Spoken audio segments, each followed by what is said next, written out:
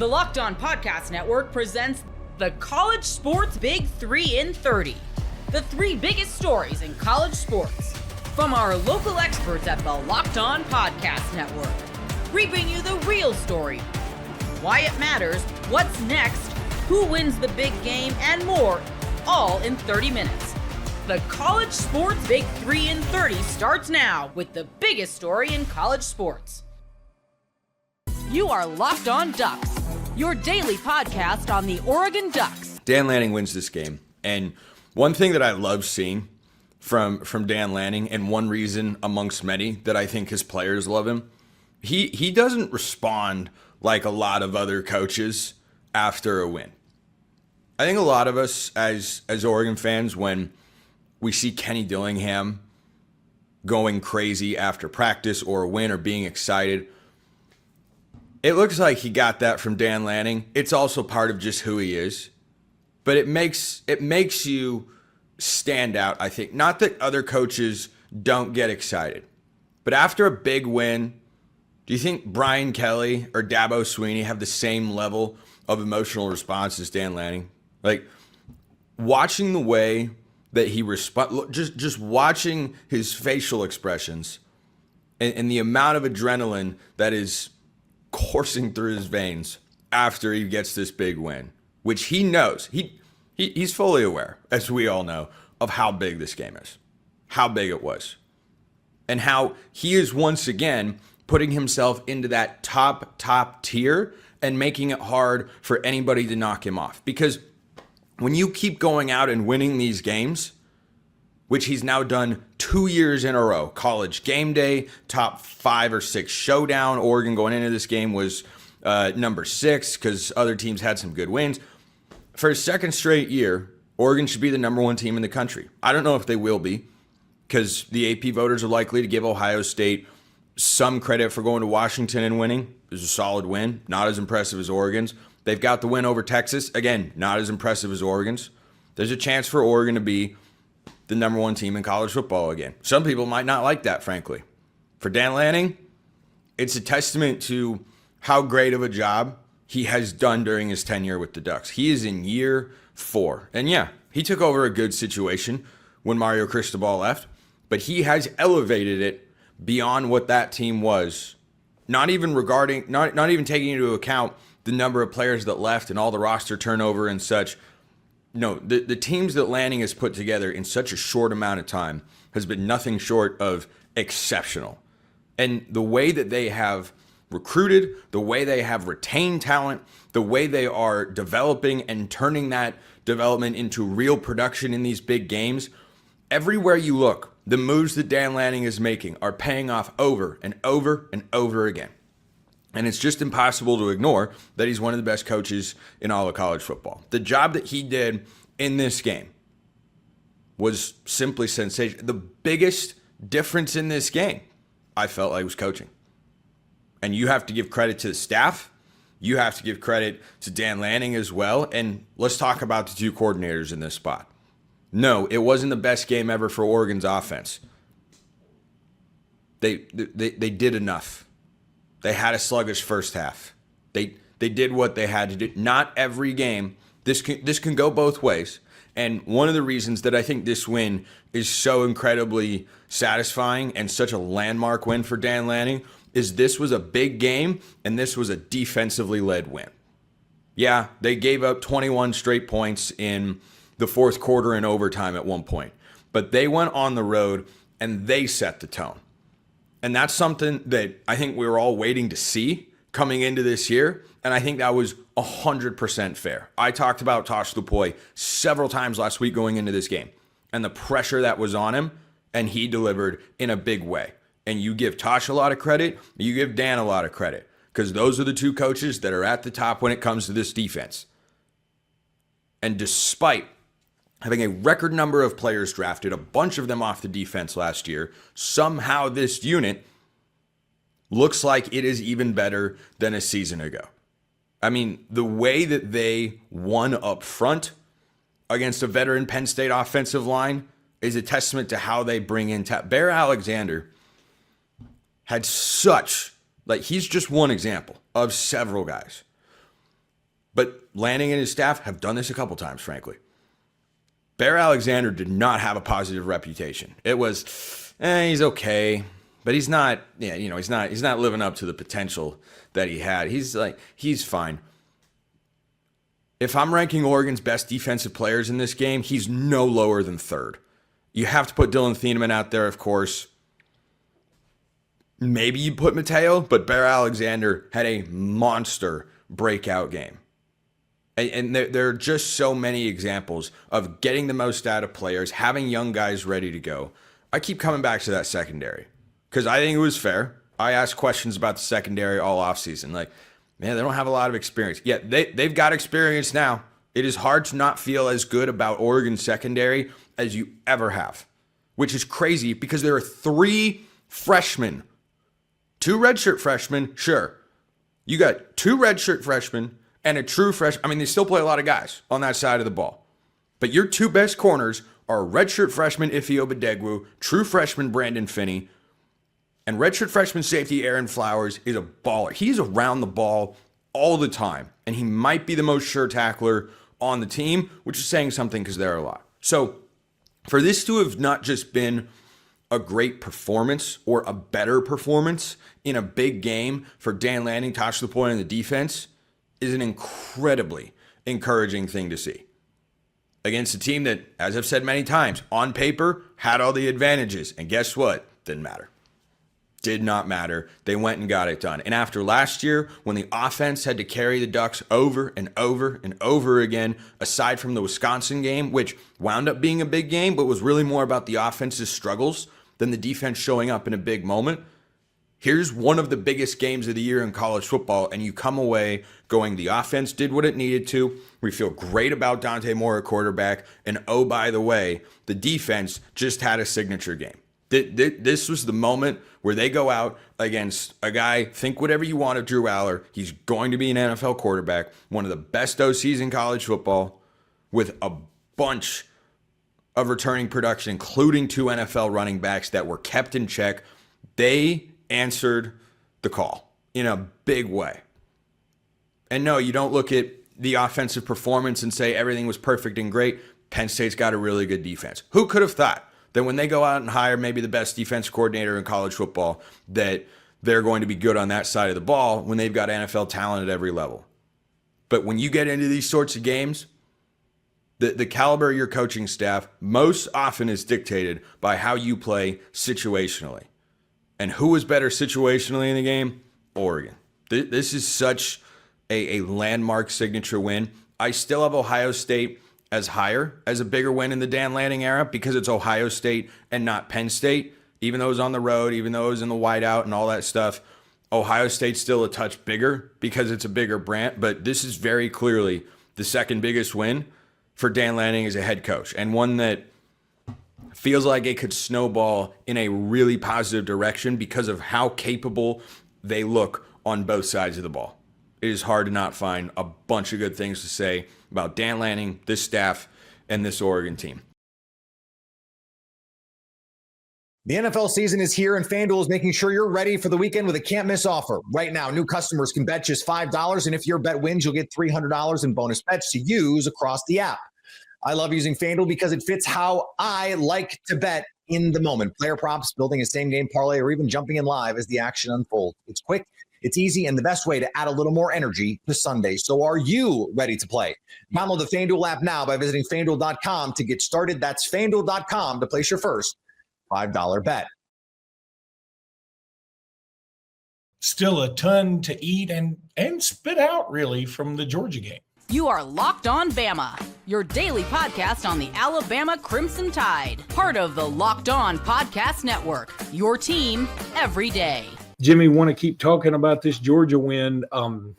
It's a big deal, but there's a lot of other stuff certainly to get to. Want to talk about the state of the SEC, Alabama in the polls, the next 4 weeks. I mean, anyway, I keep slicing it. I'm like, where's the break? So we don't really have one. And Hayes Fawcett put out a very cryptic tweet, as he's known to do. And what does that mean for recruiting? But back to Bama, Georgia here for just a minute. I was looking at the snap counts courtesy of BOL today. just as I suspected, it looks like Richard Young did not play. I don't know if that was injury related or if that was just a decision. I'm really good with it. I've made no secret. I'm not quite as high on Richard Young as a lot of Alabama fans. Doesn't mean I don't like him. Doesn't mean I don't think he's good. I'm just not. I wasn't expecting like Richard Young to have this breakout season. I really laid that gem at the feet of Daniel Hill, which also hadn't necessarily worked out. And I don't think any of us picked Kevin Riley. So it's gotten kind of weird back there in the backfield. It's nothing like we anticipated this summer, really, because of the emergence of Kevin Riley. And let's just say it, the sinking of Richard Young and Daniel Hill. That's true. But regardless of who's back there, Luke, I think I'm not going to act like it's untenable or just something that's absolutely giving us no chance. But I do think I would rank our inability to run the ball probably as the number one issue on the team in terms of like what's the biggest issue this team has. We're just not getting good enough production from the running back spot. The fact that we're shrinking the rotation, the fact that we're now using wideouts as ball carriers frequently, that's not a good sign to me. And it's very frustrating because I really believed in this offseason that Alabama would run the ball better. I still think Alabama might improve in this area as the season progresses, but it's the number one issue to me, lack of production in the run game from the running back spot. So whether it's Jam, whether it's Kevin, whether it's one of these guys that's not playing, it needs to get better. I will give them a major shout out, though. They're doing an excellent job of pass protection back there. Any back that's in the game, especially Jam, is doing a fantastic job picking up those blockers. Well, why is my microphone throbbing? Did you see? I've never noticed that before. But like, can you see it? I'm like, that is so weird. Please stop doing that. The jokes write themselves. Immunity. Georgia did outrush us by about 100 yards, 227 to 130. And you're absolutely right. I mean, we talked about this after the Wisconsin game. You know, our first touchdown was essentially a handoff to Jeremy Bernard. Mm-hmm. And I'm with you. I think it's more a testament. I don't know if it's more a testament. It is telling in the sense that, number one, you can spin it positively and say, we really trust Jeremy Bernard. We think he's either the best player on the team or the second best player on the team. Or you can say, I'm worried to death about our running backs. Both things would be fair. Which I think both things are true. I don't think there's any doubt. Now, the other thing to attribute some of this to, Brandon Marcello had a great article on CBS Sports today. And again, I'm not trying to take any shine away from this win for us at all. But I think it's also fair to say the Georgia defense that, we did really well against. And we also did really well against them in an incredible environment. It'd be one thing if we did this well and played them at 11 o'clock in the morning and the crowd was dead and there wasn't any anticipation. This game was hyped to the max. Georgia fans were ready for a win. They had that place packed to the gills, the lights, the whole thing. Everything was going crazy, the fireworks. There was, I think on the fourth down stop that LT Overton had, there was still smoke from the fireworks that had just happened. It like I saw it on TV. I don't know if everybody else noticed that, but anyway, this Georgia defense isn't vintage, and they have a severe inability to not rush the passer and to not get a lot of tackles for loss. They average like 4.7 tackles for loss, and they only had 4 against us. Meanwhile, so yes, you can say, hey, our offensive line did great. That is certainly true and certainly something to hang your hat on, and did great against arguably the best program of the last 5 years. You can also say we didn't get Georgia's best defense of those 5 years, probably their worst defense of these 5 years. Both things can be true, and I'm not trying to insult anything that we did. I guess what I'm saying is, don't be surprised if Vanderbilt or Missouri, who took a big Georgia player in Damon Wilson, or Auburn, teams like that actually get a lot more pressure than Georgia did. I couldn't agree more. And don't get mad at the offensive line about it, because it's not necessarily their fault. Do you see what I'm saying? I know the argument's coming. I agree that Georgia's pass rush is not as good as some teams around the league. I know that sounds almost kind of shocking, as good as Georgia's been on defense under Kirby Smart, but they just lack true alpha dogs in that front seven to me.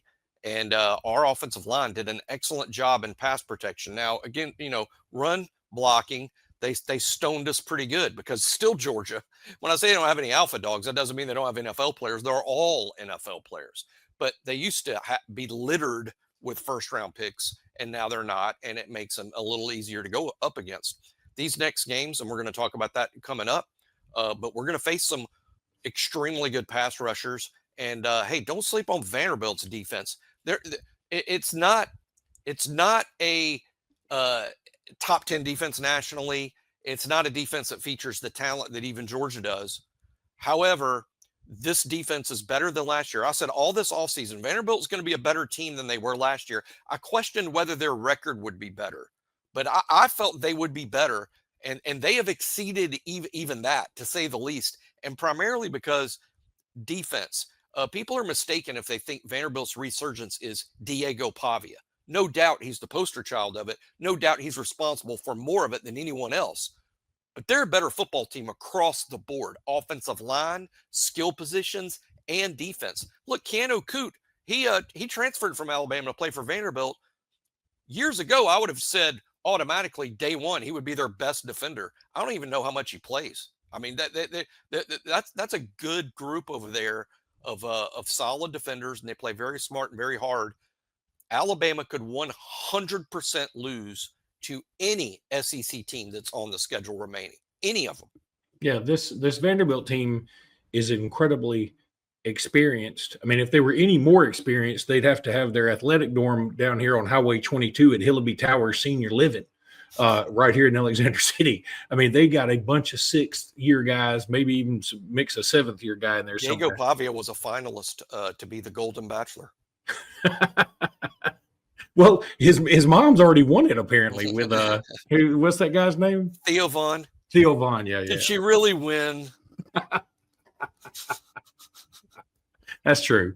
Well, if she marries for money, I think he's got a ton of money. All right. A couple other things that I noticed. Number one, boy, I guess I saw this and it just never registered, but Georgia's 55-2 against everybody else the last 5 years. And they're 1-4 against us. That stat is mind-blowing. I mean, mind-blowing is used far too often these days. I would be so much more proud of that stat if during that time period Alabama didn't have losses to Vanderbilt and Oklahoma and Michigan. I'd be so much more proud of that stat. I mean, yeah, but it just goes to show this. Recruiting under Nick Saban was unbelievable. Recruiting under Kalen DeBoer has also been very, very good. And no one out-talents Alabama, not even Georgia. As good as they are, I couldn't have more respect from them. I still say right now, at this moment, Georgia's the best football program in the country. I believe that. I'm fair. That's fair. But they don't out-talent Alabama, which is a tribute to Nick Saban and Kalen DeBoer. And look, I know everybody's probably seen it on Twitter, the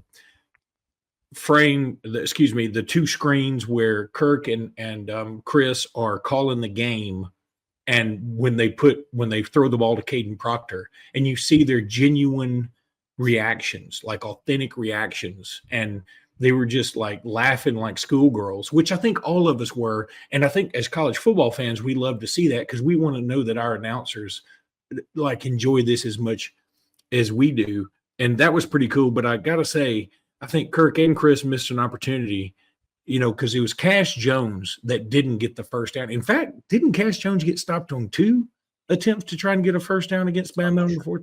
I just know at least on one. Right.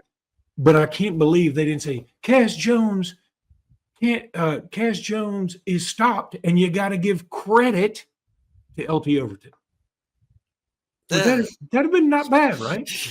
It's a bit of a thinker. It would have been something. It would have been something. Most people can't name all their financial accounts or even what they're worth, whether it's a 401k or properties or investments. And when you don't have the full picture, you can end up leaving money on the table. That's why there is Monarch Money. It's an all-in-one personal finance tool that brings your entire financial life together in one clean, easy-to-use interface on your laptop or your phone. Monarch does the heavy lifting for you. You can link all your accounts in minutes, see clear data visuals, get smart categorization of your spending, and finally feel in control of your money without ever touching a spreadsheet. I linked all my accounts to Monarch and immediately spotted a few subscriptions I wasn't even using. Canceling those all can save you money every month. Don't let financial opportunities slip through the cracks. Use code LOCKEDONNFL at monarchmoney.com in your browser for half off your first year. That's 50% off your first year at monarchmoney.com with code LOCKEDONNFL. Florida State loses a heartbreaker in double overtime to Virginia. You are Locked On Seminoles, your daily podcast on the Florida State Seminoles. Part of the Locked On Podcast Network, your team every day. Florida State's 38-46 double overtime loss to Virginia. I'm still stunned by not only Florida State losing, just how wild the game was. For college football in general, this is why you watch college football. The unexpected is the expected, but there were several points about the game that just made it crazy. And to be honest with you, I'm just going to go ahead and throw this out there. If there was one thing I'm sure of, it was Florida State's defensive line would win the battle up front. And I could not have been more incorrect. They couldn't pressure the passer at all. Virginia's O-line, despite having a battered and bruised group, did a great job. I don't know which guys were truly healthy because, as I always say, there's no such thing as even a remotely accurate injury report in college football. But tonight, regardless of who was or was not healthy, tip your cap to the Virginia O-line above all else. Yes, they had some big passes from Chandler Morris. Yes, the running back. I tried to tell everybody, Jamar Taylor's legit. He will play in the NFL. The backup's good too. But it's the Virginia O-line that is, by a million miles, the MVP of the game tonight. Florida State destroyed Virginia's defense, which we kind of thought they would, but they bobbled their way figuratively and literally out of about 20 points. The drop by Deuce at the end is the one that's going to be talked about forever. But Florida State lost the game in the first quarter. They were lucky on the call with Danzy's fumble. I thought that was a catch, but Florida State caught the advantage there. The bigger thing is, though, they just didn't have the same focus as they did in the first three games. You can talk about calls and this and that. We can get into that later. I'll talk about that on Saturday and Sunday. I need to go through the film extensively, probably Sunday. I may or may not post tomorrow. We'll find out, but I'll go through it. But for those that want to complain about any one thing, and that's fine, Florida State has nobody to blame but themselves. Virginia played harder. Virginia was more mentally focused. And above all else, Virginia made more clutch plays. Again, FSU had over 500 yards of offense. Stupid penalties. Stupid. They should have got penalized on a couple others that they didn't, late hits, etc. And just poor ball handling early in the game got you down 14-0. Florida State lost because Florida State shot itself in the foot over and over again. Period. And then as far as physicality, Florida State offensively was very physical, but the defense, I don't want to say they played tired, but they couldn't tackle a dead man in the first quarter and a half, and it kind of extended on too. Even third quarter, Virginia made some plays, and of course, Earl Little's horrific attempt at a tackle. Jamari Taylor is not a guy you can just bump into. Even as strong as Earl is, Jamari's going to play in the NFL. You have to wrap up. F- for Florida State's tackling tonight in space. It was terrible, bad angles, etc. It was like the 2024 team at least crept into the overview of what happened. Why, I have no idea. That's why you watch the games, as the old saying goes, because Florida State played, again, pretty good offensively, and they even had some key defensive moments. How about at the end, Florida State doesn't get the first down. They get a 3-and-out. They stuffed them. They did a great job. You go into overtime, they had opportunities. They just didn't get it done, but Deuce has to catch that and all that stuff, but it should have never been in overtime. If Florida State even plays just slightly below average in the first quarter, they win this game probably by double digits. They just about couldn't have played worse outside of having a pick six in the first quarter. That is on the players. Not everybody likes to throw coaches under the bus because it's easier. This was not a coach problem. Norvell didn't fumble.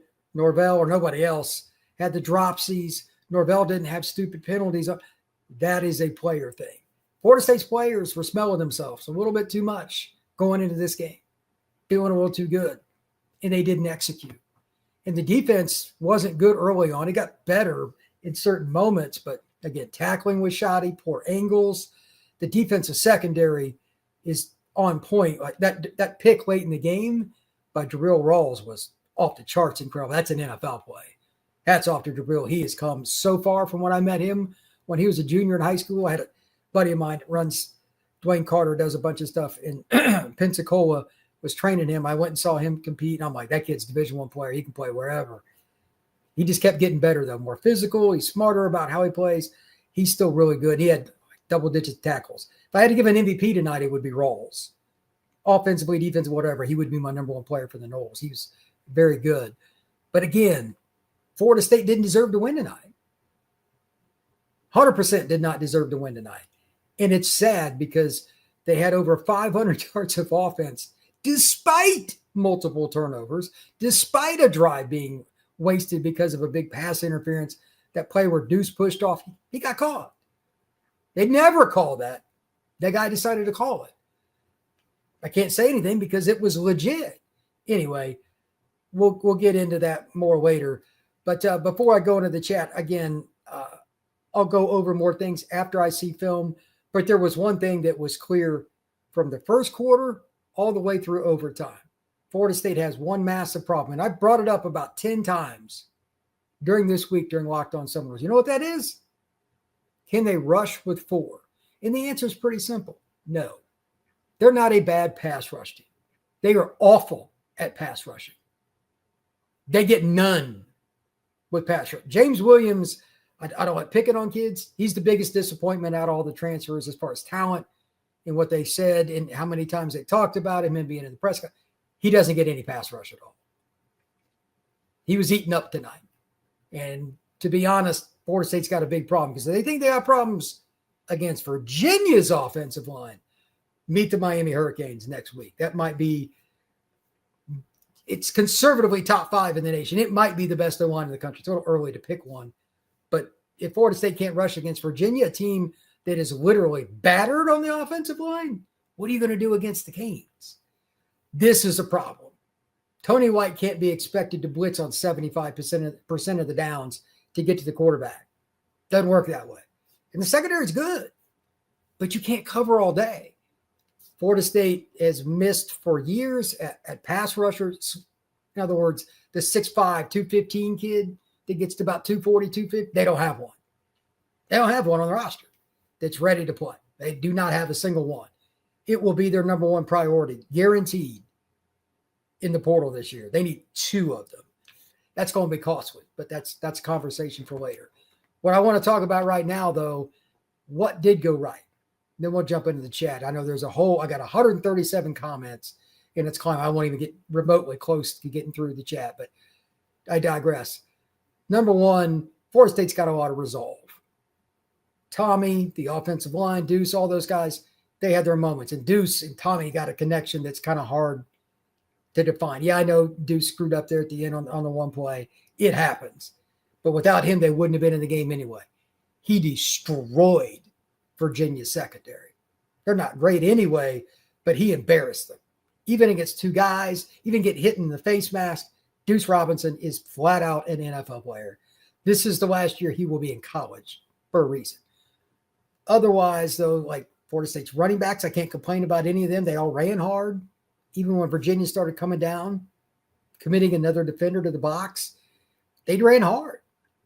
Tight ends, Randy Pittman, the touchdown he scored at the end of regular, the defender was literally tackling Randy. They didn't throw a flag. By the way, just in general, college officiating is so bad. There were plays Florida State should have got flagged more. And that, I mean, the ref is literally looking at one thing. He is being tackled, and he didn't throw a flag. College officiating is a joke. These guys make a lot of money to leave the flag in their pocket. Guy's being tackled.